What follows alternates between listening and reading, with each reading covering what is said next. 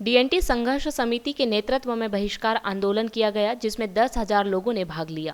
रायका बाग से collector office तक झंडे और नारों के साथ रैली निकाली गई।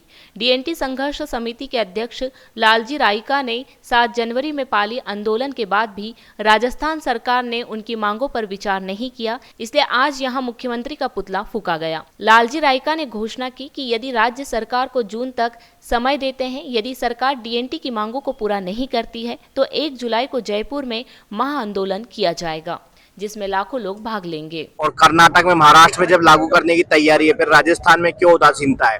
ये समाज अब बर्दाश्त नहीं करेगा। हमारे हक अधिकार हम लेकर के रहेंगे।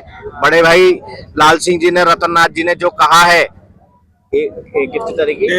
1 जुलाई की ईंट से ईंट बजा देंगे, ताकत से ताकत और जोड़ करके राजस्थान की राजधानी उस दिन छोटी पड़ जाएगी। इतनी संख्या में आ रहा है पूरा समाज, एक मंच पर, एक जाजम पर, ताल से ताल ठोकने।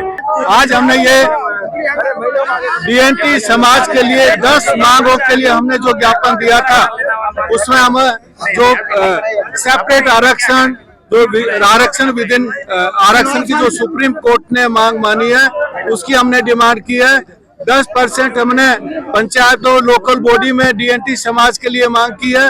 आवास के लिए हमने मांग की है और बहुत सारी हमें शिक्षा के लिए मांग की है, लेकिन सरकार ने इन मांगों पे कोई ध्यान नहीं दिया।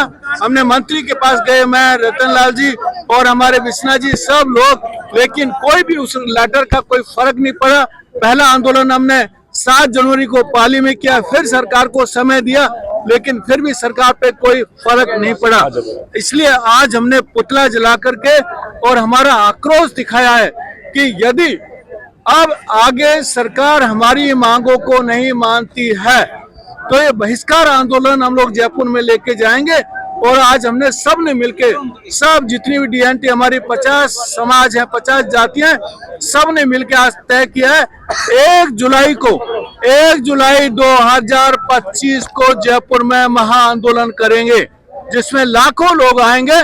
और वहां पे हम लोग एक दिन में नहीं जाएंगे, वहां पे बैठेंगे और सरकार को झुकाएंगे। का ये जो वर्तमान की जो तानाशाही सरकार है, जो पर्ची सरकार है, इन सरकार को हमने कई बार ज्ञापन के माध्यम से राजस्थान की तमाम गुमंत विमुक्त जातियों के लिए हमने अवगत करवा दिया, मगर ये बिल्कुल अपने कानों में तेल डाल के बहरी गूंगी सरकार, जो इस देश का दबा कुचला समाज है, जो करीब करीब 1,35,00,000 की आबादी का समाज जो इस राजस्थान में बसता है, जिसको रैन के आयोग ने सिफारिश की हो, सुप्रीम कोर्ट ने वर्गीकरण को लेके और सभी प्रकार की गुमंत जातियों के लिए अलग से कोटा रिजर्व करने की जो बात की है, शिक्षा को लेके, इनके अधिकारों को लेके, वो इन सरकार को नहीं दिखता। ये आए दिन खोखले दावा करती है, कागजों के अंदर कार्रवाई करती है। उनके लिए हमारे बड़े भाई लालजी रायका जी और मेरे भाई विकास जी नरवाल साहब, विष्णा जी बावरी, गीता बावरिया और राजा राम जी नायक और राजस्थान के वेद प्रकाश, जो हमारे जो ये मिरासी समाज के जो एसडीएम है, सारे बुद्धिजीवी जो समाज के टॉप लीडर है, उन्होंने पहला आंदोलन हम लोगों ने पाली में किया, दूसरा आंदोलन हमारा जोधपुर में है। अभी हमने भरतपुर से भी रथ यात्रा की है।